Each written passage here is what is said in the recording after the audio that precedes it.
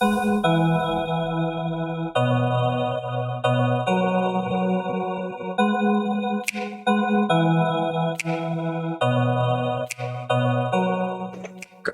right, dope. So, would you rather time travel or do teleportation as a power? Man, that's actually a really good one. I'm gonna go with teleportation because see, time travel, right? It is a very nice, right? It's a very enticing power. Unfortunately, I'm black, which means that which means that my options for where I would want to go slash where I can go safely differs for everybody else. I can't go past 1970s. Like the 1970s Dude, that was my cutoff. It's kind of like a hard limit. Once I go past that, it's all downhill from there. The only place I can 100%. This morning. Realistically, I could only perhaps go to the future and just pray that that things have gotten better. Yes. 100%. Yeah, I was like, yeah. I was like hard cut off 1970. Anything before that, you can forget about it. Mm-hmm. It's like rather teleport. A, that saves on gas, and B, hey, that means I can literally procrastinate my whole life away. Like, oh, I need to be somewhere in like oh dang, I need to be somewhere in like 3 minutes. Boop. It's a transmission, I'm there. Yeah, what about you? 100%. 100% teleportation. Same reason. And yeah, now that we're here, welcome to the Blurred City podcast. This is our second practice recording. Welcome. The Zoom run. So the audio may sound different. Again, practicing, just making sure we can hit down all the hatches before we hit our prime run. So today we're trying something different, another segment actually. We're going to actually have times where we do in-depth character studies. So today, in honor of just power and love, we have our fifth Kazekage, our boy, Gaara of the Sand. One-tail jinchuriki. Former one-tail jinchuriki. Former, correct. But yes, I'm really excited today because Gaara, he's one of my favorite characters in Naruto.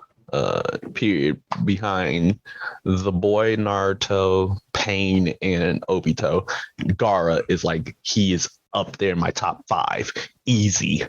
And he's just such a rich character, you know, like especially from when you see him initially versus where he ends up going as a character.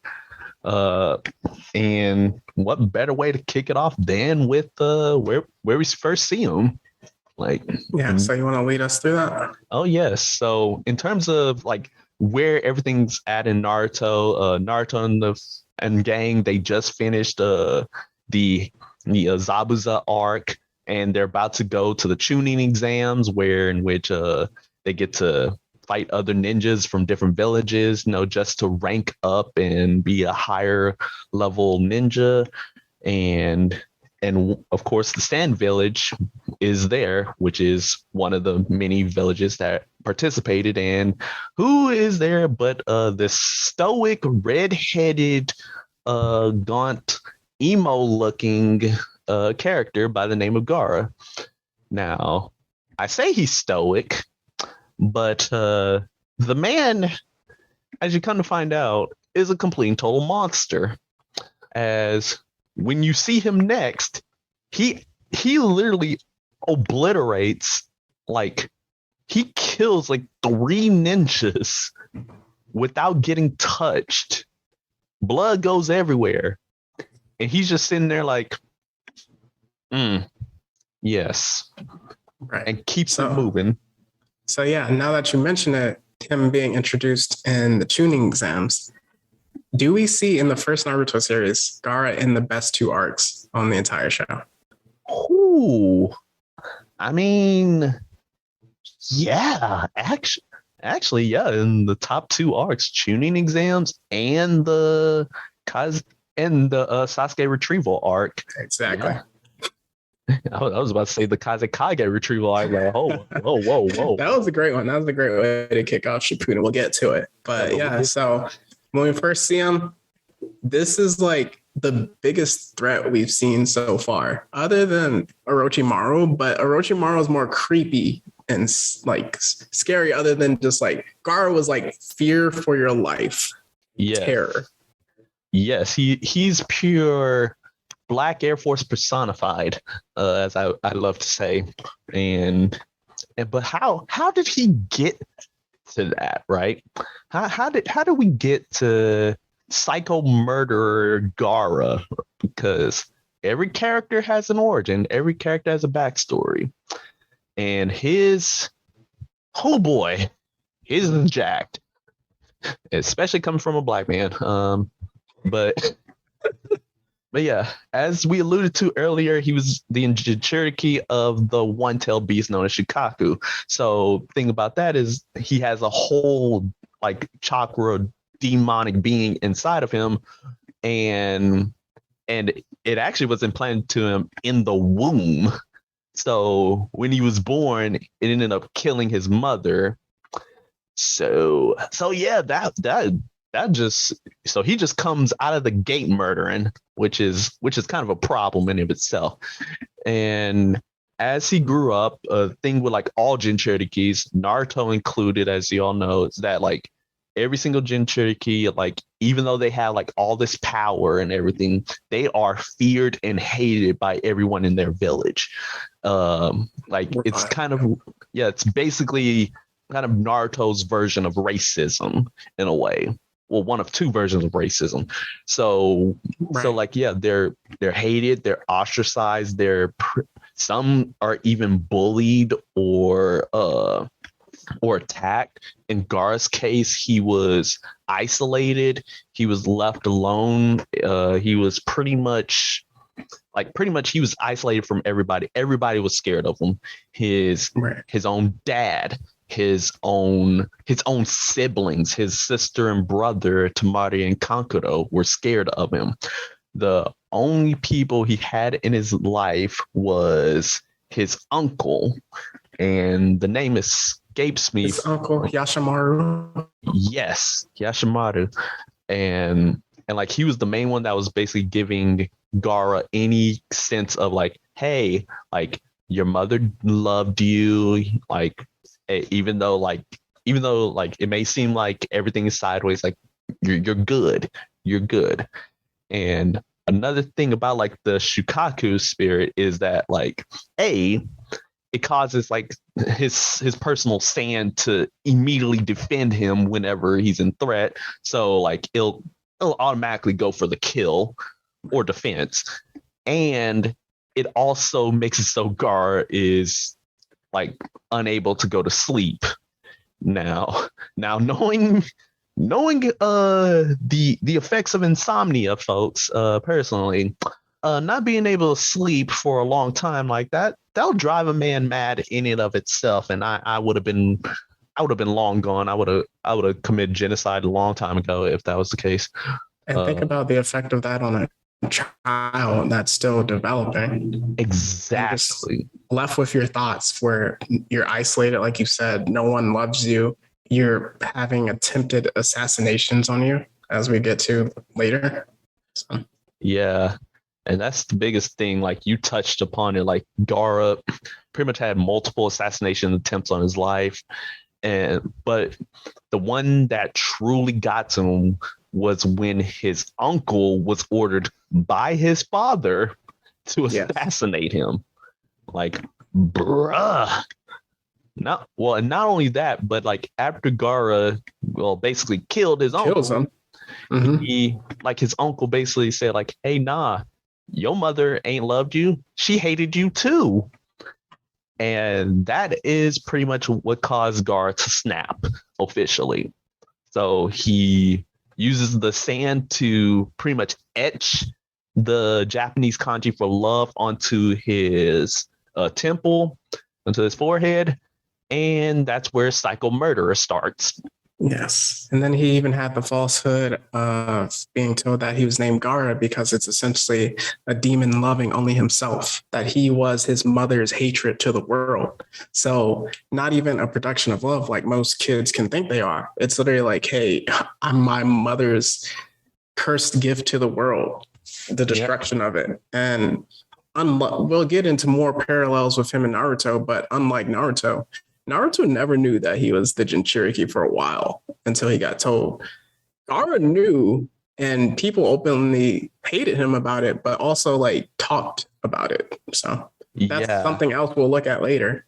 Yeah, for sure, for sure. And yeah, that's pretty much like where he begins. Like his whole childhood is basically him murking every op that he comes across. And also a side effect of that is the fact that he never really experienced physical pain, which also does a lot of psychological damage to a child, as that will prevent somebody from learning empathy and learning learning how to like sympathize with another person, especially like in their pain and torment. And this man decided to say, you know, I'm gonna do the exact opposite. I'm not going to sympathize with your pain. I'm going to add to it, right, by ending your life. Yeah. And then going back to the tuning exam, you see how that lack of empathy puts him kind of at a distance with both his siblings, where they are there to kind of safeguard him in a sense of like, hey, don't get out of control. But knowing that the entire time they're looking at him like, oh my God, please don't kill us, Gaara. Please don't kill us, Gaara. And like you can even see it with Kagero where he's like, oh my gosh, so terrified. Like it's in the eyes completely. And he's just like on edge the entire time. Yep. And skipping ahead to hands down the best fight of Naruto is Gaara fighting Rock Lee. Now, can we? Is that I 100% agree? But is that better than Naruto versus Sasuke? Look, no. I flip flop back and forth between those two. That just lets you know, like, look. And the fact that that's like one of the earlier fights in Naruto and it's still goated to this day. Lack of animation. People talk about it all the time. I'm just like, nah. I was like, I will die on this hill to say that like Gaara v Rock Lee is the best fight of Naruto, at least the first part. And listeners, there's a reason why we have a drop the weights award for movies. That fight is epic. Oh yes, it is truly epic, but like in terms of Gaara's character, you start seeing the cracks in his personality immediately. Like you see his bloodlust nearly on full display. You see his ruthlessness, and you see how he deals with, oh snap, I'm actually getting touched. Right. So yeah, like it pretty much almost caused him to snap and nearly did and almost killed Rock Lee. If it wasn't for Mike Guy. Yeah, it's really interesting. I've never thought about this fight from Gaara's perspective. It's always from Rock Lee's perspective of like how cool Lee is, or how much he like trained, how much he fought hard, him being unconscious and still standing, not giving up. But to just like think about this from Gaara's perspective, where he's like, how this ninja with no chakra, he cannot use any ninjutsu or genjutsu, just a straight taijutsu, and he's literally piecing Gaara up. He's giving me the hands, and I cannot deal with this right now. So that just even goes where, like, again, like you mentioned, the entire time we see Gaara, even like Sasuke is like, oh, I need to leave this man alone. And we have not seen him get touched once. His brother, his sister, like just talking, hyping him, gassing him up at top, like, oh, Gaara's never been touched. Who is this Rock Lee dude? He can't use any jutsus. This is light work. And then once the weights come off, you actually do see more of his personality coming through in the fight. Mm-hmm. And another big one is like after that fight with Rock Lee and him seeing my guy defend him, you actually kind of start seeing them kind of question like, what's love? And because I mean, your master who basically like defending you from getting killed, like as a show of love right there. Like you cannot deny that my guy loves Rock Lee like his own 100%. son. And that actually starts like confusing Gaara a little bit. Like, why would you protect this trash? Like, why aren't you letting me kill him? One of the most tense scenes was when Gaara went to the hospital to visit Lee. He walked past Naruto and I believe it was Shikamaru, right? Yep. And absolute terror on their Yes. faces. It was pure, unadulterated, just everything, because of the fact that, like, as I said, like Naruto and Shikamaru, they were just there chilling. They were just talking, like they just finished seeing Rock Lee, checking on how he's doing. And then in comes psycho murderer Gaara coming in, is like, nah, the fade ain't over. I'm going to finish this man off. And Naruto and Shikamaru, they're just like, what is this person?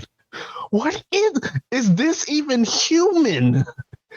Yeah. Because that's how much bloodlust Gaara has at this point. Like he is on the war path.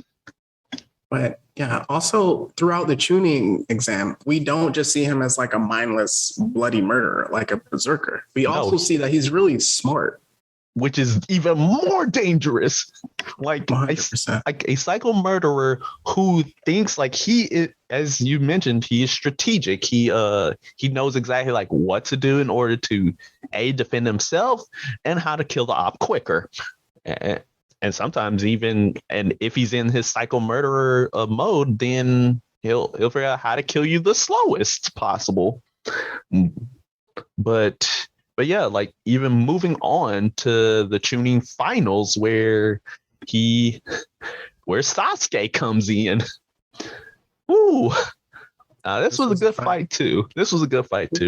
We got robbed, if we're being honest, though. I mean, kind of, but as you'll see later, like the fight technically continues afterwards. True. It technically continues in a with the no rules, so no holds barred. Like no rules allowed. So yeah, like Sasuke comes in, like you know how the fight goes. He's basically using all Rock Lee's abilities, piecing up Gaara, and he pulls out the Chidori for the first time and manages to actually make Gaara bleed for the first time. So which causes him to physically and verbally freak out. Freak out so badly. Not only did Tamar and Kankuro, they're like, oh no. Everyone from the Sand Village was like, oh no, because they knew that now that he's actually bleeding and he knows what blood is and like feeling pain, who knows what's going to happen to him. Well, also the entire time the Sand Village is on their Trojan horse mission, sneaking in. So they're like, yo, Gaara, we don't need you to freak out right now. We need you to lock in, as they say. and lock in, he did not do. He said, know what? Nah, this man made me bleed. You know what? It's time. I'm unleashing the beast, literally. And that's when basically the rest of the arc starts happening. Like the coup happens. Orochimaru just comes in and starts messing everything up. Fights the third Hokage for 10 episodes. Yep. But yeah, like as I said, like moving on, Sasuke continues his fight with Gaara, which I think is actually a pretty interesting fight, considering earlier you see that like Sasuke's afraid of Gaara. Yes. And Gaara acknowledges that there's something dark within Sasuke. Like he acknowledges it early on. Remember, Sasuke already has the curse mark. Like the curse mark from Orochimaru. So like as the two of them are fighting more and more and like start holding nothing back, you see Gaara start physically transforming into the Shikaku spirit. And as he's doing that, he's starting becoming more and more insane, which begins to start pushing Sasuke to start using the curse mark. Right. And it started to have him start losing it a bit. And of course, our main boy, Naruto, decides to step in. You gotta also think that Gaara actually is maybe one of the two key catalysts to Sasuke's like actual mental breakdown and pushing him towards Orochimaru. Oh, That fight right there. yes. Like that's you brought up a great point because at that point, like Gaara's not even fully transformed, but gave Sasuke that work. But Naruto, while almost not using his full power either, is managing to best a nearly fully transformed Shukaku and then a fully transformed Shukaku. Yes. In fairness, Naruto does have the protagonist boost, but Sasuke did use Chidori more than he was supposed to. Yeah. But again, Sasuke gonna chalk that one up to him not being strong enough. Right. So yeah, continuing on, as I said, Gaara decides to fully give in to the beast. The Shukaku spirit is summoned, and then we get a giant kaiju fight. Yes, sir. With Naruto and Gamabunta, who transforms into the nine-tailed fox. That is one of the best scenes in like the base Naruto. When you first see like full nine tails and you're like, oh. It's like, did he do it? Did he respond with the back? And it's like, nah, he just transformed. I'm like, dang it. Yeah. And then you see how even like wild Shukaku is. Like Shukaku is wild. Yeah, Shukaku, again, he ain't a demon for nothing. But one of like the greatest things about that is the interaction between Naruto and Gaara. 100%. Where essentially, in order for Gaara to become Shukaku, he has to like let himself fall asleep in order to let the Shukaku fully control. Naruto, on the other hand, he's trying to like fight the Shukaku, like fully aware, fully awake, and in control of his power enough to basically give Gaara that talk no jutsu, the strongest jutsu in all of Naruto anime and manga. Yes. The talk no jutsu, it affects everybody unless your name is Madara Uchiha, goat. But we ain't here to talk about Madara. But he did a combo because he did the Shonen headbutt of power. Oh yeah, also undefeated. Yes. The headbutt is also very powerful indeed. It's very powerful indeed. But basically, Naruto talk no jutsu's Gaara into calming that down by basically showing like, hey, I'm literally the same as you. Same backstory, like, well, similar backstory, being the host of a monster and having the whole village ostracize you. And that's just basically where the similarities end, because like at least Naruto had people to be friends with, right, whereas Gaara had no one. Right. And then Naruto opens the hand of friendship. Yeah, so we can get into the parallels again. That's like after that fight, that's one of the more powerful scenes where we see Gaara essentially paralyzed on the ground looking at Naruto. And it's like, oh, the fight's done. And Naruto is literally crawling towards Gaara with like fight. Yes. And this is kind of just like where that connectivity is. So if we get into just their childhood, kind of like you said, they're both jinchuriki. Essentially, Gaara essentially doesn't have any parents because, I mean, his own dad tried to assassinate him. So let's be real. But Naruto has no parents. But the one thing Naruto did have going for him is that nobody could openly acknowledge that he was the nine-tailed fox jinchuriki. Yeah. As opposed, like, third Hokage was like, no, there's a no talk. Don't acknowledge it whatsoever. So, like, for him, he's wondering what's wrong with me? What's wrong with me this entire time? Then comparing it to Gaara knows that he has the one-tailed jinchuriki in him. Mm-hmm. He knows that Shukaku is there and people openly acknowledge it. And from there, also, it's like he can't control it. And I wonder if the curse mark seal, well, not curse mark, but if the seal was much weaker. Because actually, yeah, I think it might have been actually because he could go on rampages. Yeah, and also don't forget like the fact that Gaara couldn't actually go to sleep. Right, right. Whereas Naruto legit could basically lived a semi-normal life, whereas Gaara couldn't. Yes. And like with that, like as I said, Gaara was basically isolated. He was alone, and that fed and also with feelings of not being loved by anybody. So I have to depend on myself in a sadomasochistic way. Right. He basically turned like, hey, the world hates me, so I'ma hate them back. Whereas Naruto's like, no, the world may hate me, but I'm a fight to make them like me. You're gonna acknowledge me. Yeah, you gonna see me, Right. as the kids would say. You're going to see me. And then even kind of in Shippuden and a little bit of Boruto, which we won't really get into, but we see that Naruto actually had not necessarily friends, but Shikamaru actually like didn't hate Naruto. Like a lot of the kids that they thought he was a jokester, they didn't necessarily hate him. Unlike the parents, like the Yeah, parents, it was all the adults who were pretty much all spiteful to Naruto, with the exceptions of course, Aruka and Tucci, the ramen guy, goat. Right. Yes. And then third Hokage was at least considerate of him. And then he had Konohamaru who looked up to him. Yeah. I was like, on the third Hokage. I could get into a whole rant about how the third Hokage messed up the bag royally. He did a lot of bad when you actually look at it. Yeah, it's like we could do a whole character analysis on him alone. Well, less character analysis and more me hating on him. But yeah. So yeah, back to Gaara, we can really see like nature versus nurture in his development, as you were saying.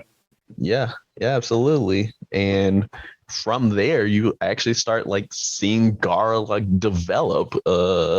Like from there, he starts like really trying his best to be more friendly, more accommodating for it, not only his siblings, but also for just the other members of the Sand Village. You actually see it in like different filler arcs where where like even though he was like pretty much he just became like the stoic side character, right? Like I'm just here, but I will defend everybody with everything I got, which leads to another great goated moment when Gaara comes back and saves Rock Lee. Talk about full circle against Kimimaro. Oh my goodness, it was full circle because like the man that you crippled is now the man you saving. 100%. Yeah, because especially that's like one of the first real time where we see him again, and it's like, oh, the same dude that almost destroyed the entire Leaf Village is like saving the dude that he almost killed twice, and just in like an epic fight, and then that's just like incredible growth from him. Yeah, for sure. It's like he pretty much does everything in his power to defend Rock Lee and defeat Kimimaro without using the tailed beast, mind you. Like after pretty much this point, after the whole Shukaku incident, he never transforms into the Shukaku spirit again on screen. Like kind of showing that like he's trying to rely more on his own power rather than the power of this demon, right, which is kind of another parallel to Naruto.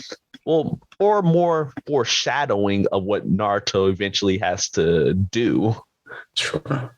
I do think from there, if we can transition to his Shippuden arc, is that he kind of gets the short end of the stick in terms of like jinchuriki transformations, because we see later Killer Bee and then Naruto having like the whole nine tails like form. So I kind of wonder what Gaara's one tail like completed form would be, where like he actually learns like Shukaku and they become like one. Like I feel like that would have been it would have, but I guess like a good consolation for that is the fact that like in the war arc, like after the Shukaku spirit like is basically released back into the world, like Gaara and Shukaku actually team up and kind of like they start forming more of a friendship, in which in Boruto they they're just full blown homies at that point, and it's actually kind of adorable, really. But they are teasing the next jinchuriki.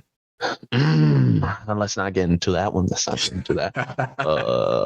But yeah. As I said, like let's transition into Shippuden, where we see that Gaara does what Naruto didn't. He becomes the Kage of his village. 100%. He secures the bag so much earlier than Naruto did, and which is crazy considering where he started at in the beginning. Yes. Versus him now leading his village, and even gives up his own life for it when he fights Deidara. Yeah, and we can see just like him becoming a Kage is that, as I mentioned, like he was always a capable ninja. He did have the advantage of, okay, I don't necessarily have to defend myself a lot, but we did see in the Rock Lee fight where it's like we all thought Rock Lee beat him, but he was like, nope, I have the shell like right underneath myself. And just like even in the exam where he's using the eye, like he's so shown as a capable ninja, and he's also like the most powerful ninja in the village, as opposed to, again, paralleling with Naruto. Naruto is still a knucklehead. Yeah. And then also Naruto goes away for a while. So yeah, he does do his own training for 3 years, and 3 years Gaara secures the bag. But and we see the respect that the entire village has for Gaara in that time. Yes, so much so that like when he basically gets captured by the Akatsuki and killed, like his entire village decides to like say, hey, we need help. Yeah. Like we need somebody to come save our Kage. It's like Gaara finally was acknowledged by the village in a positive spin. And that level only continues to grow like as the series goes on, because like the next time you see him after like he gets resurrected after that first arc, you literally do not see him again till the 5 Kage summit, when the Sasuke is basically wilding out as a whole villain.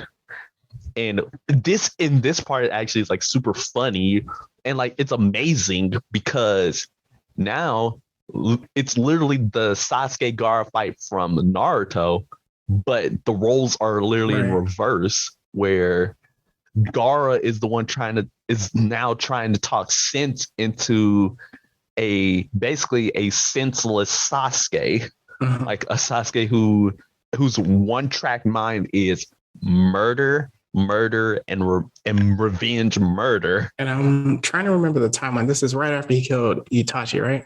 Yes, like this is after Itachi's dead. This is once he gets a Mangekyo and he learns that, like, hey, Itachi was forced to kill all of the hidden leaf Uchiha thanks to Danzo and the hidden leaf and all that jazz by Obito, and that literally drove Sasuke insane.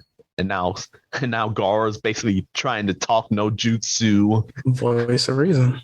Yeah, he's just trying, like, as I said, he grew as a ninja, he grew as a person, to where now he's trying to help somebody who was literally in his situation before. He's like, hey, please just don't go down this path. And he even, like, right after he fails, so he even goes to Naruto, basically like let him know, like, hey, Sasuke was wilding. He wouldn't listen to anything I would have to say. I'm sure he'd listen to you, but like as a courtesy, I'm just letting you know he is on an APB, like every APB for Rogue Ninjas. Everybody's now out to kill him. I'm just letting you know that now. Yeah. So after telling Naruto it's on site, we then see that Gaara is now commander-in-chief of like the 5 nation shinobi army. But yeah, we see him as commander-in-chief, and effectively this kind of ends his character arc for the first 2 Naruto stories, I guess. But we ultimately see him come up against his father, the 4th Kazekage, Rasa. And that's really like, we see it full circle. So as you mentioned before, that his dad was the one that we find out that his dad was the one that commanded his uncle Yashimaru to assassinate him, but he also then commanded him to lie and say that, okay, your mother never loved you and that I never loved you. And then we find out that okay, he actually, Gaara's uncle actually hated the Kazekage, not Gaara, for what he did to his sister, because his sister was essentially an experiment. Mm-hmm. So we see that. And then we also learn that, okay, Gaara, you have your mother's love in you. And so when he fights his dad, it's not the longest fight in the world, but it's just like a really emotional moment because we see him crying. And it's like, after learning my entire life that I haven't been loved, finally learn about, theoretically tease that it's actually his mother's essence that protects him. So then we see him defeat his father, seal him up, and that kind of ends Gaara's effective character arc before Madara bodies all the Kages. So yes. But yeah, like as you say, like that was pretty much an emotional end to his arc. Like pretty much as I said, like he started off as like an emotionally stunted and emotionally like pretty much hatred filled like kid who felt like he was never loved and was hated by everybody. And now like to see him progress to A, being in control of his power, B, being the whole Kazekage of his own village, and C, commanding a whole army, and actually gave like a really great and powerful speech to motivate the troops, basically declaring how much like Naruto changed Gaara as a person and just how powerful he now is. And then to cap it all off with him realizing that I was loved the whole time and that like my mother is with me and giving me power that is not only on par, but even surpasses Shirkaku.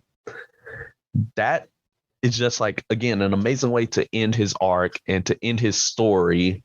End his character development, because his story continues with him getting absolutely wrecked. It's a Sakamon haircut. He gets wrecked by Mara, and then he gets the. We don't talk about what happened to my boy in Boruto. We don't talk about what happened to him. He kind of got the short end of the stick on that one. But I feel like everyone did. Yeah, everybody got nerfed. So just going with you mentioned earlier, we go from seeing him be revived by Granny Chio and what was a really emotionally powerful scene with like also seeing like all the people in the village of the sand so happy that he got resurrected and being a leader, to then not truly seeing him until the 5 Kage summit. So with that, we just kind of have the importance of tertiary characters. So not necessarily main character, main antagonist, main protagonist number 2. So going off of Naruto, Shippuden essentially became Naruto and Sasuke show. Yeah. Mix in some of the Akatsuki, which was the Akatsuki arcs were really good. And then once they got into the war, leading into the war is really just Naruto Sasuke show. But just like the importance of tertiary characters. So we see like the Gaara Rock Lee fight, why that gets talked about so much is because both were very beloved characters, but we also see the character development. Again, it's so weird discussing this fight from Gaara's perspective, but instead of Rock Lee's, but we see because people absolutely love Rock Lee so much, and you build up Gaara as like this complete unstoppable villain that we're like, oh, this is why it's one of the best fights in all of Naruto.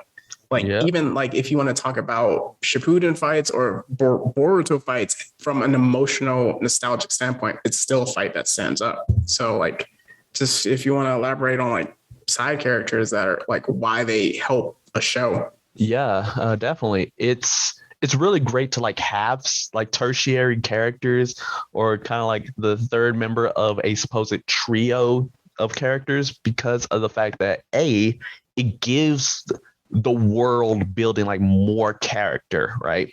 Like if you start like seeing shows like with just one or two main characters, it starts to kind of like feel stuffy a bit.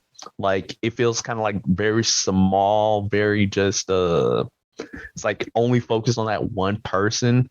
Like a key example, we're looking at you, Dragon Ball GT, which everyone in the fandom always says like GT stands for Dragon Ball Goku time. It's not canon. It's not canon at all, but that ain't what we talking about. We talking about how basically like that show was literally Goku all the time. Like it was Goku and everybody else got shafted.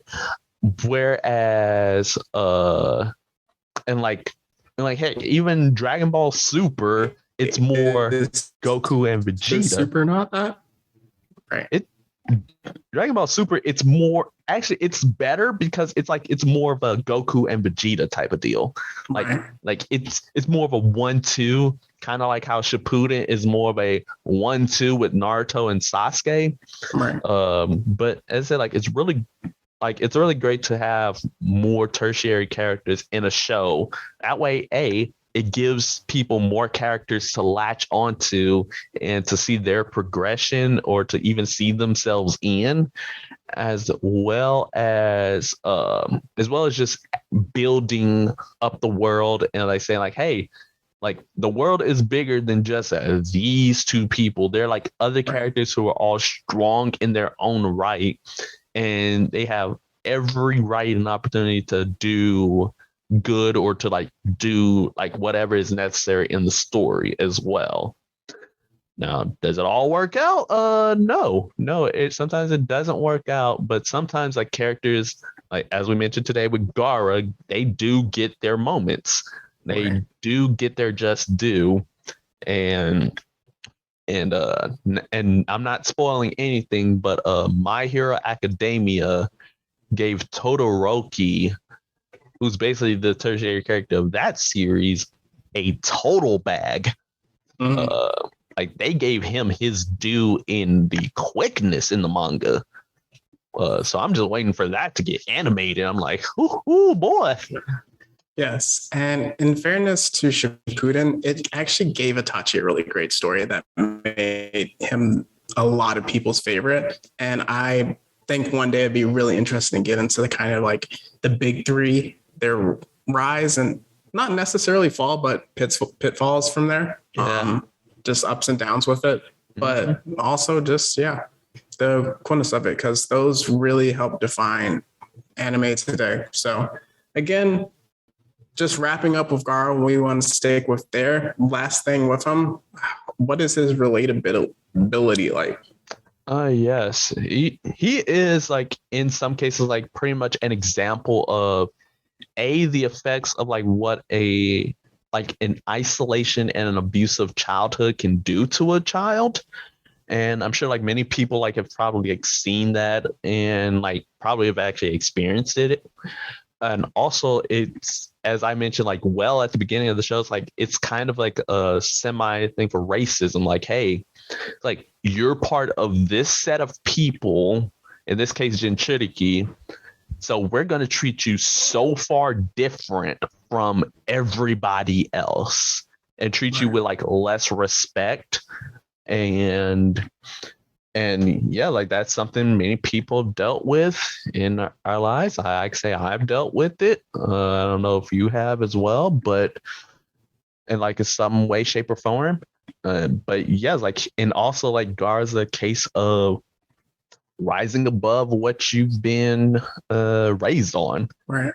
The power of friendship. Yeah. Just what that last part you touched on, where you see, okay, you raise up a kid. He was essentially treated to be a weapon. He was not even like raised to be a weapon. He was born to be a weapon. Like that was a specific purpose in life. And being told that, whether it was a lie or not. So if you think about just, not everyone's going to be a bloodthirsty sociopath, but at the same time, not everybody has the love of parents or even not necessarily that, but not even everyone just grows up with a support system at all. And he didn't have a real support system until he ran into Naruto and was like, oh, I have the ability to change. And then from there, when he had that internal change, he started seeing like, okay, these people actually care about me. So I think from that standpoint, it can be relatable to those that are like feeling isolated and just sometimes you just need that one person to reach out to you. So I Absolutely. really love, I think he is really relatable. So Yeah. going from there, another segment that will be super cool to get fan interaction with, we have our random fan theory of the week. So here, pull a fan theory, something probably wild. You don't have to prove it. Just state the theory and then go for it. So Meech, what you got for us? Yeah, like an example of that would be like, considering we're staying in the Naruto bag for this series, like, and we've talked about just like our slight disdain of Boruto, but like, what if that whole series is an infinite Tsukuyomi dream? Ooh. So like, what if like after everything is wrapped up, everything is like done and over, and then it's smash cuts to like, let's say Naruto waking up, and like he was basically in the infinite Tsukuyomi dream from the end of Naruto Shippuden the whole time, and like everything was a dream, and now like all that development, all that questionable life choices that were made, it was just all a dream. It's basically like, I know like how everybody loves to hate theories where it's like, oh, it was a dream the whole time, but some people just like to say, okay, what if like it was a dream, so that way all these abominations didn't actually happen. So he got nerfed in his own dream. Look, hey, I never said dreams didn't have nightmares. That's true. That's true. I mean, we have those dreams where you're running away and it's like you slow as all get out. So, yep. But yeah, that's like a good fan theory to have. All right. So another segment really excited about that we're testing out. It's the Come Get Your Rose segment. So this just goes to a character, a person, event, setting, place that really want to give props to, give their appreciation, someone that was slept on. So sticking in the realm of Naruto and sticking in the realm of Gaara, I'm giving it to his mom, Karura. I probably pronounced it wrong. I'm sorry, but from here on, we'll be saying Gaara's mom. So not only to essentially give birth to a demon, because he had a demon placed in him, and look at Shukaku, and so she birthed that. So congratulations. But not just there, but even her last words being, let me look at my child's face, and just going from there, the strength and the love that she had for Gaara, knowing that she died, that she was in the process of dying and still wanting to be able to see his face. But just tying that into the final fight scene with his dad, the fourth Kazekage, where we see how Gaara protects himself and how he seals his dad. And it's like the silhouette of his mom essentially protecting him.